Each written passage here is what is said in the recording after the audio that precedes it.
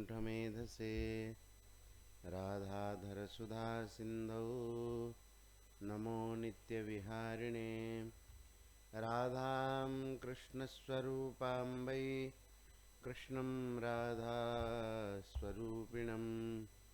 कलात्मानं निकुञ्जस्थं गुरुरूपं सदा भजे प्रपन्नपारिजाताय स्तोत्रवेत्रैकपाणये ज्ञानमुद्राय कृष्णाय गीतामृतदुहे नमः। हरिशरणम। श्रीमद् भगवत गीता के 13वें अध्याय में हम लोग चल रहे हैं। कल भगवान ने यह कहा था कि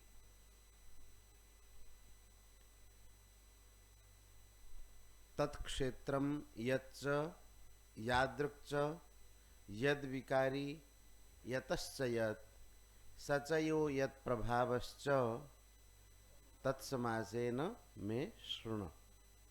भगवान ने कहा कि वो क्षेत्र जो है, जैसा है, जिन विकारों से युक्त हैं और जिनसे वह पैदा हुआ है, साथ ही साथ सचयो यत् प्रभावश्च, क्षेत्रज्ञ जो है और जिस प्रभाव वाला है, तत्समासेन में शृणु, समास ढंग से संक्षेप से उन बातों को सुनो। अब भगवान कहते हैं ऋषिभिर्बहुधा गीतम छंदोभिर्विविधैः पृथक् ब्रह्मसूत्रपदैश्चैव हेतुमद्भिर्विनिश्चितैः। बोले ये क्षेत्र और क्षेत्रज्ञों का जो विभाग का जो वर्णन है, इन दोनों का तत्व ऋषिभिर बहुधा गीतम, ऋषि महर्षियों के द्वारा बहुत प्रकार से गाया गया है। माने इन विषयों को ऋषि महर्षियों ने विस्तार पूर्वक गाया है। और छंदों भी विविध ही पृथक, वेदों के ऋचाओं से भी इन बातों को कहा गया है। विविध प्रकार से पृथक पृथक करके वेदों के ऋचाओं के द्वारा यही बात वर्णन किया गया है।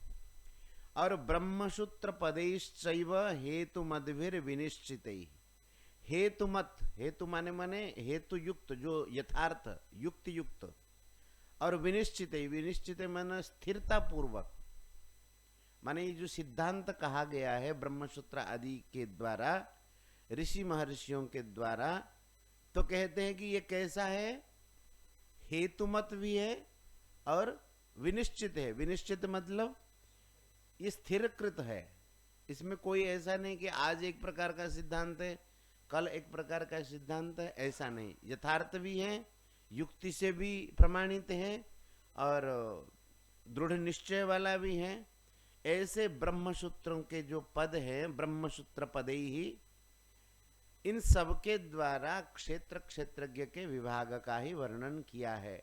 क्षेत्र के साथ क्षेत्रज्ञ का कोई संबंध नहीं है। इसी बात को ऋषि महर्षि कहते हैं। वेदों के ऋचाओं के द्वारा भी यही वर्णन किया जाता है और ब्रह्मसूत्रों के विविध पदों के द्वारा भी यही वर्णन किया जाता है। अब भगवान यह कह करके अब 5वें श्लोक से, पहले भगवान ने कहा था ना, क्षेत्रज्ञम यच्च यादृक्च यद विकारी यतश्च यत्, अब उन्हीं बातों का वर्णन करेंगे। वो क्षेत्र क्या है, जो है, और उनका विकार, ये भगवान वर्णन करेंगे। महाभूतान्यहंकारो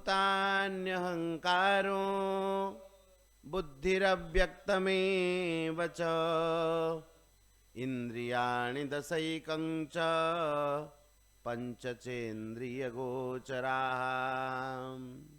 बोले क्षेत्र क्या है? शुरू करते भगवान कि महाभूतानि, वही जो सृष्टि के तत्वों को वर्णन करते, 24 तत्व, उनमें क्या क्या आते हैं? एक पंच महाभूत, महाभूतानि, और ऐसे क्रमशः देखा जाए तो वो मूल प्रकृति, लेकिन इसमें आगे पीछे करके दिया है ये नीचे से शुरू किया है। महाभूतानि माने पंच महाभूत, और अहंकार, बुद्धि, अव्यक्तम एव इंद्रियाणि दश, एकम च पंच च इंद्रिय गोचरा। इस प्रकार से 24 तत्वों का वर्णन है। तो क्रमशः हम लोग अगर देखें तो कहते हैं कि मूल प्रकृति जो अव्यक्त जिसको कहते हैं, और उसके बाद बुद्धि, समष्टि बुद्धि जिसको महत तत्व कहते हैं। आप लोग पढ़ करके आए कि नहीं अभी अभी भागवत में? तीसरे स्कंद में ही तो बताया गया है, मैत्रेय जी ने विदुर जी से कहा। तो मूल प्रकृति जो भगवान की माया है, और उससे क्षोभ हुआ तो समष्टि बुद्धि जिसको महत तत्व कहते हैं, और उसके बाद अहंकार माने समष्टि अहंकार, जो सत्व रज तम तीनों अहंकार है ना। तो कितने हो गए? महाभूतानि नहीं, मूल प्रकृति, अव्यक्त, बुद्धि, अहंकार, उसके बाद जो है पंच महाभूत। ठीक है, कितने हो गए? 5 महाभूत और मूल प्रकृति 1, 10, 6, समष्टि बुद्धि, अहंकार 8 हो गए। उसके बाद देखो इंद्रियाणि 10 इंद्रियां, ज्ञानेन्द्रियां और कर्मेंद्रियां। ज्ञानेन्द्रियां कौन कौन से हैं हमारे में? ज्ञानेन्द्रियां कौन कौन से? आंख, कान, नाक,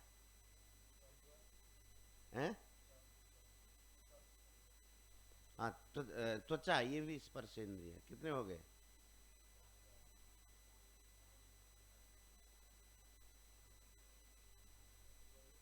शब्द, स्पर्श, रूप, रस, गंध को ग्रहण करने वाले 5 इंद्रियां जो है वो ज्ञानेन्द्रियां हैं।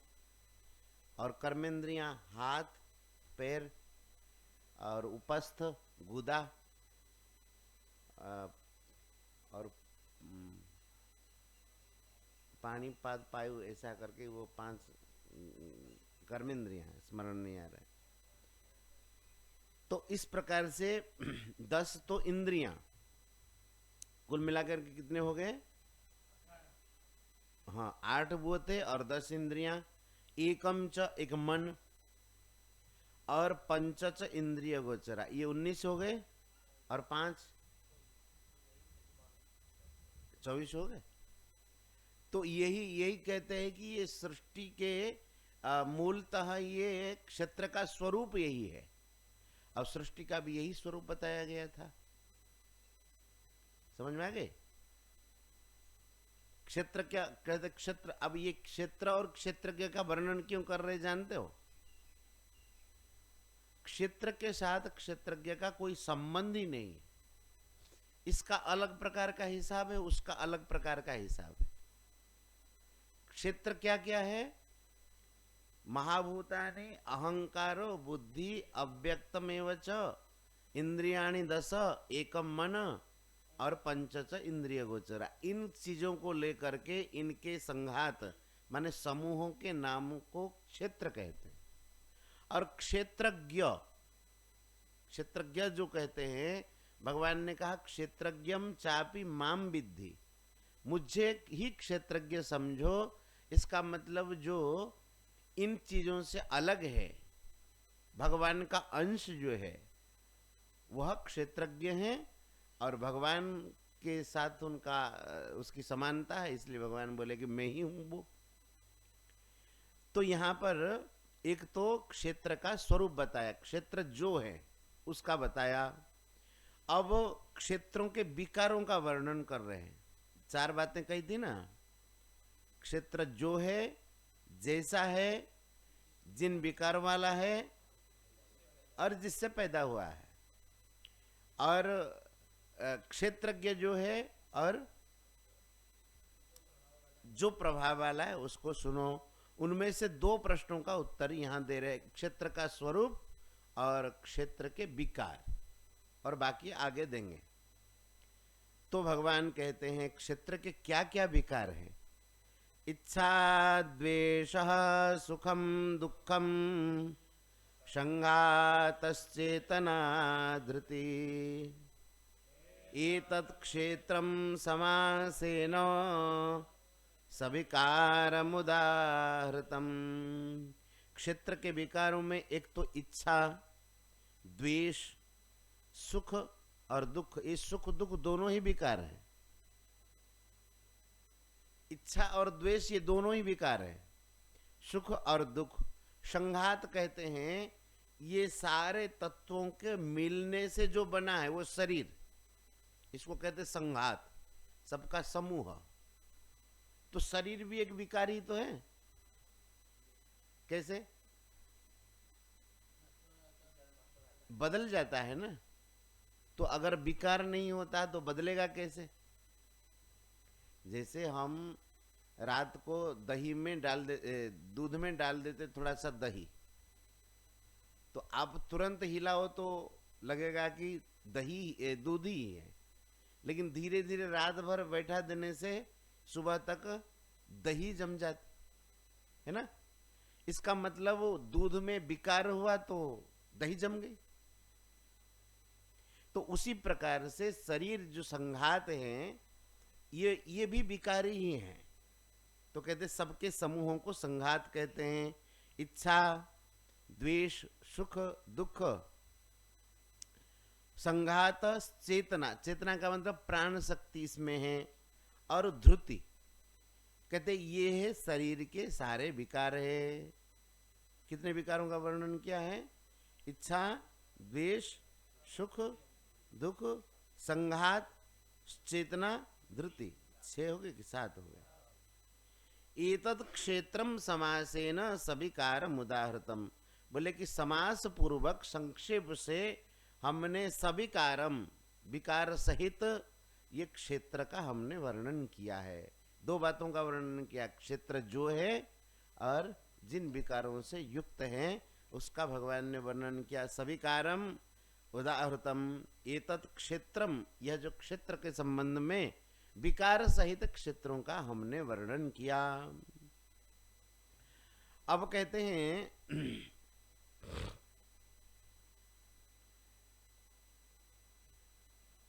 ये जो इच्छा, द्वेष, सुख, दुख आदि होते हैं ये शरीर के साथ संबंध मानने से होते हैं। इच्छा, द्वेष आदि विकार कैसे सृष्टि होते हैं? शरीर के साथ संबंध जोड़ने से। संबंध तो है नहीं, लेकिन हमने माना, संबंध मानने से इच्छा, द्वेष आदि विकार सृष्टि होते। जैसे किसी लड़की के साथ जब विवाह का संबंध मान लेते हैं तो लड़की के सुख दुख का और उनके परिवार के सुख दुख का हमारे पर प्रभाव पड़ता है कि नहीं? पड़ता है ना। जब तक आप संबंध नहीं मानते हैं कोई प्रभाव नहीं है। अब जब तक संबंध मान लेते हैं ये मेरी पत्नी करके, विवाह चाहे ना हो, निर्बंध अगर हो गया है, निर्बंध मतलब सगाई, अगर सगाई हो गई है, सगाई कहते ना, क्या कहते, माने पहले से निर्बंध माने दृढ़ निश्चय हो गया कि अब विवाह पक्का है, तो कहते कि सगाई होने मात्र से परिवार के साथ अगर ससुराल वालों को कुछ हो जाए, अब पूरे लड़की के जितने भी संबंधी हैं वे आपके संबंधी बन जाते हैं। कोई साला, कोई ससुर, कोई साली, कोई सासू, कोई और साढ़ू, प्रकार प्रकार के संबंध हो जाता है ना। और झी, मारवाड़ी में कहते झी मरी और जमाई चोर। झी मरी माने झिया है बेटी, अब बेटी मर गई, अब जमाई जो है, अब जमाई नहीं है, जमाई चोर। तो बेटी के कारण ही जमाई जमाई है। तो ये कहना चाहते हैं कि जैसे एक लड़की के साथ संबंध मान लेने से सारे के सारे उनके परिवार से संबंध हो जाता है, इसी तरीके से एक शरीर के साथ संबंध मान लेने से शरीर से जो भी संबंधित है उनके साथ संबंध बन जाता है, जबकि जीवात्मा का क्षेत्रज्ञ का क्षेत्र के साथ कोई संबंध है नहीं, लेकिन वो मानता है। तो कहते हैं कि इस संबंध को मानता क्यों है? तो कहते हैं कि देह में उसका अभिमान है, देह को वह मैं मानता है, तादात्म्य में जोड़ रखा है, अपनापन जोड़ रखा है। अब भगवान देह के साथ जो तादात्म्य, जो अपनापन जोड़ रखा है, स्वीकार खाली किया है तो नहीं, लेकिन स्वीकार किया है। इस स्वीकृति को दूर करने के लिए भगवान 20 तरीके के साधन बताते हैं। तो देह के साथ कैसे संबंध तुम्हारा टूटेगा, अथवा संबंध देह के साथ है नहीं, इस बात की अनुभूति कैसे होगी? समझ में आ रही बात? आ रही समझ में? बोले कि इच्छा, द्वेष, सुख दुख आदि जो विकार होते हैं, इस शरीर के साथ होते हैं ना। जीवात्मा में और परमात्मा में विकार तो है नहीं, जीव में भी ये विकार नहीं है जो भगवान का अंश है। तो कहते हैं कि ये विकार सृष्टि कैसे होते हैं? शरीर के साथ संबंध मानने से होते हैं। जैसे गाड़ी के साथ हम संबंध मानते हैं तो गाड़ी के हलचल का हमारे पर प्रभाव पड़ता है ना। गाड़ी से उतर जाओ तो कोई नहीं। तो उसी प्रकार से शरीर के साथ संबंध मानने से, देहाभिमान करने से, देह में हूं, ये प्रकार का इच्छा भी, द्वेष भी और सुख भी होगा और दुख भी होगा। अब भगवान यह जो स्वीकृत संबंध है, उस देहाभिमान को, संबंध को दूर करने के लिए भगवान 20 प्रकार के साधन बताते हैं। इन साधनों को व्यक्ति करता रहेगा तो धीरे धीरे शरीर से उसको अलगाव का अनुभव होगा, जो है अलगाव, लेकिन उसका अनुभव होगा। तो क्या क्या देखिए ध्यान रखना चाहिए, ये क्या लक्षण है, क्या साधन है। भगवान शुरू करते, अमानित्वम अदम्भित्वम अहिंसा क्षान्तिरार्जवम आचार्योपासनम शौचम स्थैर्यमात्म विनिग्रह इंद्रियार्थेषु वैराग्य मनहंकार एव च जन्म मृत्यु जरा व्याधि दुख दोषानुदर्शनम् असक्तिरनभिष्वङ्गः पुत्रदारगृहादिषु नित्यं च समचित्तत्व मिष्टानिष्टोपपत्तिषु मयि चानन्ययोगेन भक्तिरव्यभिचारिणी विविक्तदेशसेवित्वा मरतिर्जनसंसदि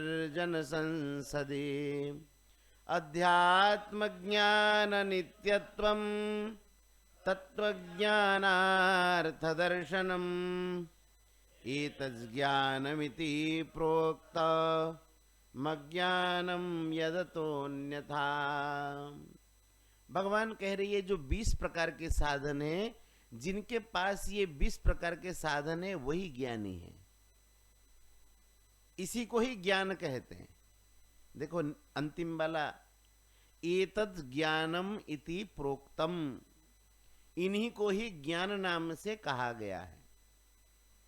और यत अतः अन्यथा, जो इनसे अलग है, तो अज्ञानम प्रोक्तम, उनको अज्ञान कहा गया है। कौन कौन से ज्ञान है, ज्ञान प्राप्ति के साधन भगवान क्रमशः वर्णन करते हैं। अमानित्वम, अमानित्वम का अर्थ होता है कि मान शून्यता, सब ही मानप्रद, आप अमानी। पहला लक्षण क्या है? अमानित्वम, अमानिना मानदेन कीर्तनीय सदा हरि। कहा ना श्री महाप्रभु, श्री चैतन्य महाप्रभु ने कहा तृणादपि सुनीचेन, तृण से भी छोटे बन करके रहो, और तरोरिव सहिष्णुना, ये सारे लक्षण इसमें आएंगे। तरु के समान सहिष्णु बनो, एक क्षमा शब्द आया है देखो, अमानित्वम अदम्भित्वम अहिंसा क्षांति, क्षांति माने क्षमा, बोले सहिष्णु बनो। कैसे कि तरु से भी ज्यादा सहिष्णु बनो, वृक्षों से भी। और कहते हैं कि अमानिना मान देना कीर्तनीय सदा हरि, खुद रहो अमानी और दूसरों को दो सम्मान। प्राय हम लोगों में क्या आदत है, प्राय सम्मान हमें मिले, और प्राय यही आदत है काम दूसरे करें, श्रेय हमको मिलना चाहिए। काम करें दूसरे लोग और श्रेय हमें मिले, श्रेय मतलब उसका जो वाह वाह हमें मिले, ये सबसे डूबने का काम है। सम्मान लेने का नहीं, सम्मान देने का। दूसरों को सम्मान कर दो। महाराज जी कहते थे कि जो सम्मान लेता है समझो कि अब वो डूबेगा। जैसे हम लोग जब पानी के नीचे जाना चाहते हैं तो पानी को अपने ऊपर उछालते, आप पानी को ऐसे करेंगे तो नीचे जाएंगे, और तैरते समय क्या करते हैं, पानी को नीचे दबाते, हाथ पैरों से उसको मारते हैं नीचे की ओर, तो जाओ भागो, तो आप ऊपर रहते हैं। तो उसी प्रकार से अगर सम्मान लेना शुरू कर दिया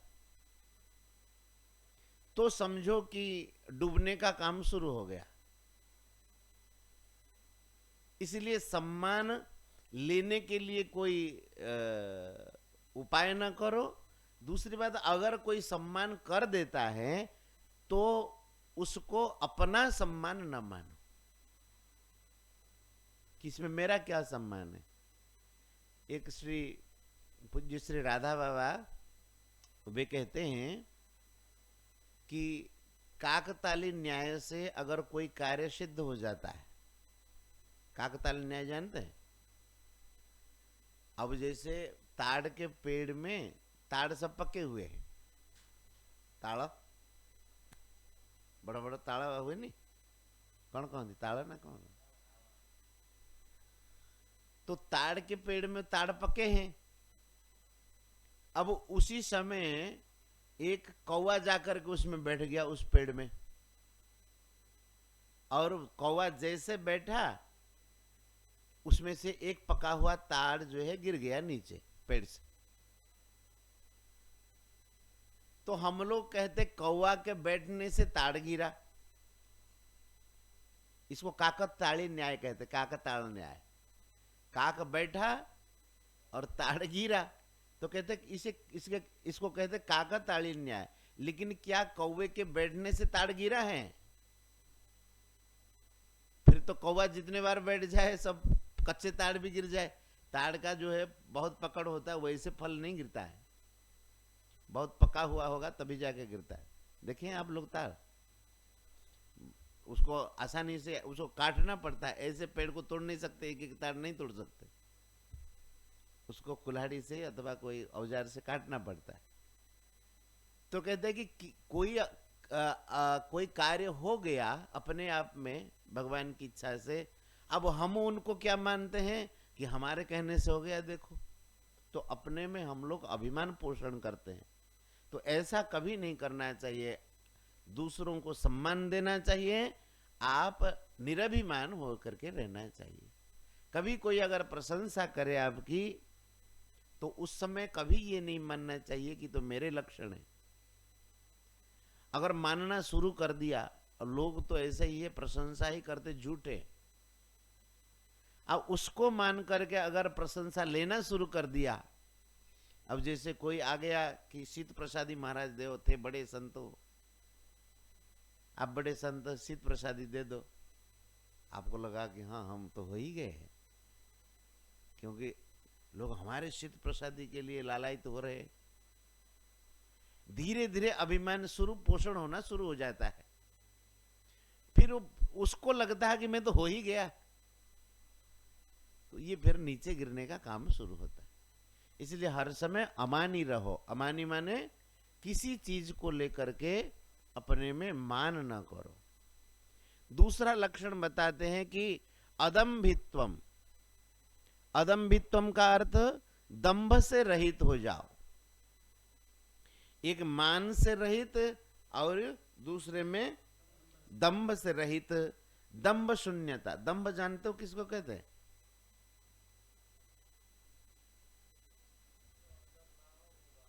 हाँ, अंदर ना हो, बाहर दिखाने की इच्छा। भीतर ऐसा है नहीं, लेकिन वह बाहर दिखा देने की इच्छा। दंभ की कथा सुनाई थी ना? हैं? दंभ जो है ब्रह्मा जी का ही पोता है, और ब्रह्मा जी का पोता एक बार ब्रह्मलोक में पहुंचा। रूप बना करके जटाजुट, घुटनों तक, पैरों तक जटाजुट लटक रहे हैं, और एक कमंडलू में एक कुश का मोट बनाया उन्होंने, और उसमें से पवित्र करते हुए चलता गया। आपो हिष्ठा मयो भुव तान ऊर्जे दधातन महेरणाय चक्षसे यो वह शिव तमोरसः अपवित्रः पवित्रो वा सर्वावस्थां गतोऽपि वा यह स्मरेत पुंडरीकाक्षं सवाह्याभ्यंतरः शुचिः। कहता हुआ जाकर के पहुंचा ब्रह्मलोक में। अब ब्रह्मलोक कोई अपवित्र थोड़ी है कि हमारे यहाँ के जैसे। वहां तो शुद्ध सत्व का ही विस्तार है, और वहां पर भी पवित्रीकरण कर रहा है। ब्रह्मा की सभा बैठी हुई है, ऋषि महर्षि विराजमान है, और वहां पवित्र पवित्र और खड़ाऊ पहने हैं, और ठक ठक ठक ठक शब्द करते हुए जैसे जाकर के पहुंचे, तो सब लोगों ने देखा कि अरे ब्रह्मलोक को पवित्र करने वाले भी कोई बड़े महात्मा आए। सब उठ करके खड़े हो गए। ब्रह्मा जी भी उठ करके खड़े हो गए। महात्मन पधारिए पधारिए। तो महात्मा जी कहने लगे, कहां पधारे?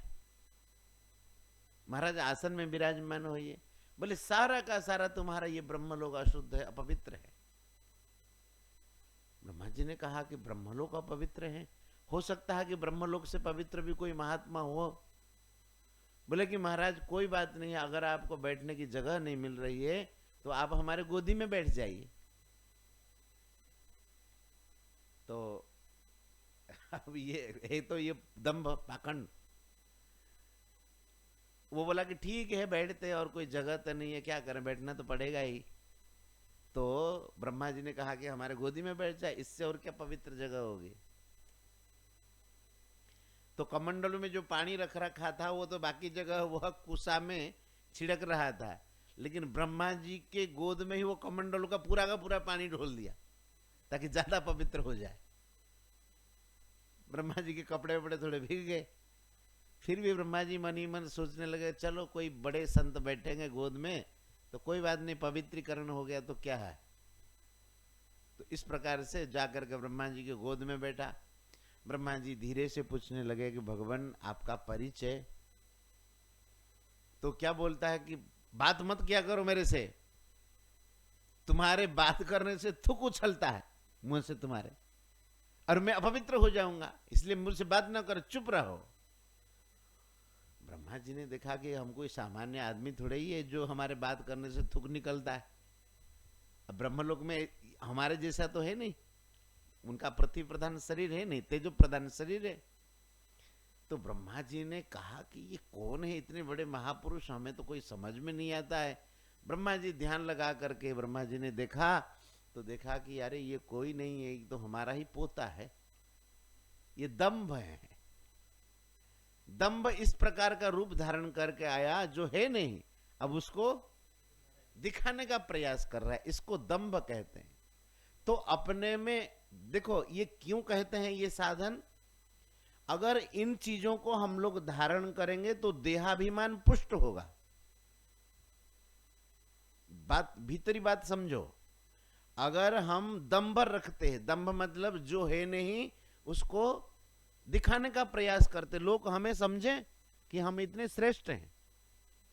इस प्रकार के जो भाव रखते हैं तो उनका देहाभिमान पुष्ट होता है, शरीर में हूं उनको ज्यादा ऐसा बोध होगा। इसलिए किसी बात को लेकर के दंभ नहीं करना चाहिए, जो अपना सहज स्वाभाविक है उसी प्रकार के जीना चाहिए। ये दंभ एक ऐसा गुण है महाराज, साधन को बहुत नष्ट कर देता है। अब प्राय लोगों में प्राय क्या है कि होता ही है दंभ, जो ज्यादा दिखाने का। तीसरे में अमानित्व, मदंभित्व, अहिंसा और हिंसा का अभाव है। आज यहीं रोकते हैं, कल से फिर चालू करेंगे। इस प्रकार से 20 साधन बताएंगे, 20 एक एक को ध्यान रखना चाहिए। और उस प्रकार से कार्य हम लोग अगर करते हैं तो शरीर के साथ हमारा जो मेंपन जुड़ा हुआ है वह मेंपन दूर हो जाएगा, भगवान ऐसा कहते हैं। गोविंद जय जय गोपाल, जय जय गोविंद, जय जय गोपाल, जय जय श्री राधा रमण हरि गोविंद, जय जय श्री राधा रमण हरि गोविंद, जय गोविंद, जय जय गोपाल, जय जय गोविंद, जय जय गोपाल, जय जय श्री राधा रमण हरि गोविंद, जय जय श्री राधा रमण हरि गोविंद, जय जय श्री वृंदावन बिहारी लाल की जय श्री राधा रानी की जय श्रीमद् भगवद गीता मैया की जय जय जय श्री राधे श्याम।